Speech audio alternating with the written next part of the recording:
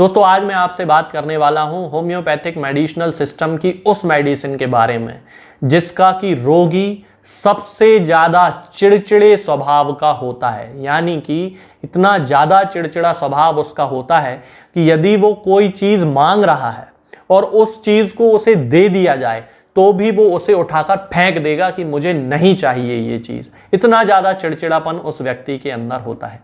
इस मेडिसिन का नाम है दोस्तों सिना। अब सामान्यतः सिना को लोग कृमि की दवा के रूप में जानते हैं कि यदि किसी बच्चे के एनस में खुजली चल रही है उसे सिना दे दो, वो ठीक हो जाएगी। होती भी है। ये जो दवा है ये राउंड वर्म के लिए सबसे अच्छी मेडिसिन मानी जाती है, लेकिन चिनूनों के लिए ये दवा नहीं होती। चिनूने यानी कि वो छोटे छोटे सफेद वर्म जो लैट्रिन के साथ निकलते हैं, ये उनके लिए नहीं होती। ये पेट के अंदर जो पटार और जो कीड़े होते हैं ये उनके लिए सबसे अच्छी दवा होती है। उस पटार के कारण भी एनस में यानी कि गुदा मार्ग में खुजली चलने की, दर्द होने की, इस तरह की शिकायत होती है। बार बार वहां पे खुजाना पड़ता है। वो पटार के यानी कि राउंड वर्म के कारण भी हो रहा होता है और वो थ्रेड वर्म यानी कि चिनूनों के कारण भी हो रहा होता है। लेकिन ज्यादातर होम्योपैथिक मेडिसिनल सिस्टम में सिना का जो उपयोग है वो राउंड वर्म के केसेस में किया जाता है। यदि व्यक्ति की लैट्रिन में, मल में उसके साथ सफेद छोटी छोटी वर्म दिखाई दे रही है तो सामान्यतः सिना का उपयोग नहीं किया जाता। अब कोई होम्योपैथिक फिजिशियन उसका उपयोग कर रहा है तो उसके दूसरे लक्षण देखना बहुत ज्यादा जरूरी होता है। तो इस वीडियो में मैं आपको सिना के उन्हीं लक्षणों के बारे में बताऊंगा जिनमें कि यदि वो लक्षण उस व्यक्ति में पाए जाते हैं तो बीमारी कोई भी हो, चाहे वो चिनूने हो यानी कि थ्रेड वर्म हो, चाहे वो पटार हो यानी कि राउंड वर्म हो, चाहे उसको टाइफॉइड हो, उसका स्वभाव हो, कुछ भी हो, यदि उसमें ये सिम्टम है तो वो दवा सिना उस व्यक्ति को दी जा सकती है। सबसे पहला कैरेक्टरिस्टिक सिम्टम कि ये जो पेशेंट होता है उसे नाक में टिप ऑफ द नोज या फिर अंदर की तरफ उसे बहुत ज्यादा खुजली चलने की शिकायत होती है। इतनी ज्यादा खुजली चलती है कि बच्चा यदि कोई है तो रात में सोते समय अपनी नाक को अपने पिलो से रगड़ता है, अपने तकिए से रगड़ता है, नाक में उंगली डालता रहता है, खुजाता रहता है और कभी कभी तो इतना ज्यादा खुजा देता है कि वहां से खून निकल आता है। ये सिना का पहला कैरेक्टरिस्टिक सिम्टम है। यदि ये किसी भी व्यक्ति में पाया जाता है, बच्चा हो, बड़ा हो, कोई भी हो, लेकिन यदि उसे कोई बीमारी है और उस बीमारी की अवस्था में उसे नाक में बहुत ज्यादा खुजली चल रही है और बहुत ज्यादा उसे नाक में उंगली रखने की, उंगली से स्क्रैच करने की, खुजाने की आदत है और उसको खुजा लेने के कारण कभी कभी खून भी वहां से निकल आता है, तो सिना उसकी मेडिसिन होगी, बीमारी कोई भी हो। इसका दूसरा कैरेक्टरिस्टिक सिम्टम होता है कि ये जो पेशेंट होता है, चाहे बच्चा हो चाहे बड़ा हो, रात में सोते समय अपने दांतों को किटकिटाता है। रात में सोते समय दांतों से kit kit kit kit kit kit की आवाज आती है, दांत एक दूसरे से टकरा रहे होते हैं। ये सिना का कैरेक्टरिस्टिक सिम्टम होता है। अब उसे बीमारी कोई भी हो, बुखार आ गया हो, बहुत तेज उसे बुखार है और बुखार के साथ ठंड लग रही है, ठंड के साथ साथ वो जब सो रहा होता है तो नाक को पिलो से रगड़ रहा होता है और दांतों से किटकिटाने की आवाज आ रही होती है, तो भी हम सिना का उपयोग कर सकते हैं। बुखार नहीं है, ठंड नहीं लग रही है, सामान्य अवस्था में भी सो रहा है और सोते समय नाक को पिलो से रगड़ रहा है, नाक में बार बार उंगली डाल के उसको स्क्रैच कर रहा है और दांतों को किटकिटा रहा है सोते समय, तो समझ जाइए कि फिर उस व्यक्ति को सिना ही देने की जरूरत होती है, बीमारी उसकी कोई भी हो। अब मेंटल सिम्टम की हम बात करते हैं। जैसा कि वीडियो की शुरुआत में मैंने आपको बताया था कि सबसे ज्यादा चिड़चिड़ा व्यक्ति होता है। कैमोमिला भी उतना ही ज्यादा चिड़चिड़ा होता है, लेकिन कैमोमिला और सिना में थोड़ा सा डिफरेंस होता है। सिना का क्या होता है कि सिना का जो पेशेंट होता है उस व्यक्ति को यदि कोई चीज दे दी जाए तो वो उसे उठा के फेंक देगा। कैमोमिला में भी वो जो चीज चाह रहा है उसे यदि दे दी जाए तो वो उसे उठा के फेंक देगा। तो डिफरेंशिएट कैसे करेंगे कि हमें कैमोमिला देना है या सिना देना है? तो सिना का जो पेशेंट होगा वो पूरे टाइम भूख भूख भूख भूख चिल्लाता रहेगा। कितना भी उसे खिलाते जाओ उसे भूख लगती ही रहेगी। क्यों? पेट में कीड़े हैं, वो जो खाना खा रहा है वो बहुत जल्दी जल्दी डाइजेस्ट हो रहा है, उसे जो उसके शरीर में जो न्यूट्रिशन पहुंचना चाहिए वो नहीं पहुंच रहा है, तो बार बार भूख लग रही है। सिना का पेशेंट है, चिल्ला रहा है, चिड़चिड़ा व्यक्ति है, भूख बार बार लग रही है, स्वभाव बड़ा गर्म स्वभाव है, चीज हाथ में दे रहे हैं जो वो मांग रहा था उसके बाद भी उसको एक्सेप्ट नहीं कर रहा है, फेंक दे रहा है, सिना का पेशेंट है।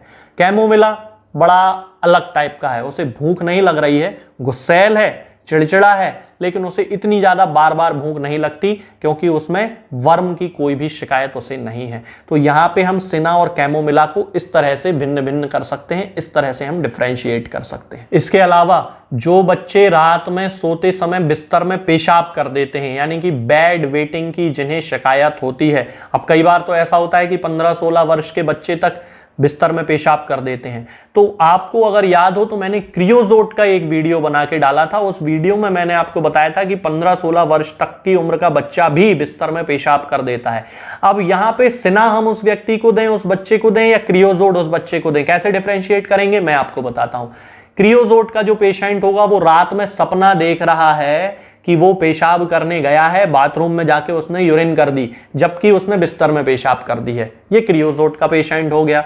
और सिना का जो पेशेंट होगा वो कैसा होगा कि उसको वर्म्स के कारण उसकी यूरिनरी इन्फेक्शन हो गया है, और उस यूरिनरी इन्फेक्शन के कारण उसको वहां पे बहुत ज्यादा इचिंग हो रही है, और फिर रात में सोते सोते वो बिस्तर में पेशाब कर देगा। क्रियोजोट का जो बच्चा होगा उसे बार बार भूख नहीं लगेगी। सिना का जो बच्चा होगा वो गुस्सैल स्वभाव का होगा और उसे बार बार भूख लगेगी। क्रियोजोट का जो बच्चा होगा वो गुस्सैल स्वभाव का नहीं होगा। ये हम दोनों में डिफरेंशिएट कर सकते हैं कि हम उस बच्चे को जो कि बिस्तर में पेशाब कर रहा है उसे हम क्रियोजोट दें या फिर हम उसे सिना दें। इस तरह से हम दोनों को समझ सकते हैं। अब वीडियो की शुरुआत में मैंने आपको बताया था कि ये जो सिना है ये राउंड वर्म के लिए यूज की जाती है, थ्रेड वर्म के लिए यूज नहीं की जाती, यानी कि पेट की पटार के लिए यूज की जाती है। जो लंबी लंबी जो वर्म्स होती हैं उनके लिए यूज की जाती है, ना कि छोटे छोटे चिनूनों के लिए। तो ये जो मेडिसिन है सिना, अब चूंकि लक्षण लगभग सेम होते हैं इसलिए यहां पे एक डॉक्टर ही डिसाइड कर सकता है कि उस व्यक्ति को सिना देने की जरूरत है या फिर कोई और दवा देने की जरूरत है। ये लेकिन हमेशा ध्यान रखना चाहिए कि ज्यादातर चिनूनों के केस में या थ्रेड वर्म के केस में सिना का उपयोग नहीं किया जाता है। अब जिन व्यक्तियों के पेट में राउंड वर्म्स होते हैं या टैप वर्म्स होते हैं, बड़ी बड़ी पटारें होती हैं, उनके लिए एक सामान्य एक नुस्खा भी यूज किया जाता है कि कद्दू के जो बीज होते हैं उनका ऊपर से छिलका निकाल के उनके अंदर जो गिरी होती है उस गिरी को थोड़ी बहुत मात्रा में देने से वो जो वर्म्स होते हैं वो मर के बाहर निकल जाते हैं, उन्हें पूरा निकल जाने देना चाहिए। इसके अलावा कुछ लोग कैस्टर ऑयल का भी यूज करते हैं तो उसका भी उपयोग किया जा सकता है। अब यदि किसी बच्चे को चिनूने हैं, यानी कि जिनकी मैं शुरू से आपसे बात कर रहा हूं कि थ्रेड वर्म जो कि लैट्रिन के साथ सफेद सफेद कलर के छोटे छोटे कीड़े निकल रहे हैं, उनके लिए हम होम्योपैथी में क्या कर सकते हैं। तो होम्योपैथी में चैलॉन नाम की एक दवा आती है। इसके मदर टिंचर की 5 बूंद सुबह और 5 बूंद शाम को आधे कप या 1 कप पानी में मिलाकर 2-3 दिन देने से ही पेशेंट के, चाहे वो बच्चा हो चाहे वो बड़ा हो, ये जो चिनूनों वाली समस्या जो होती है, यानी कि लैट्रिन में सफेद सफेद कीड़े निकलने की जो समस्या होती है वो पूरी तरह से खत्म हो जाती है। और उसके बाद उसे जो एनस के आसपास या गुदा मार्ग के आसपास जो उसे खुजली चल रही होती है वो भी पूरी तरह बंद हो जाती है। तो ये जो सारे सिम्टम्स मैंने आपको बताए हैं दोस्तों, अलग अलग सिम्टम के बेसिस पे ही होम्योपैथी में अलग अलग दवाएं दी जाती हैं।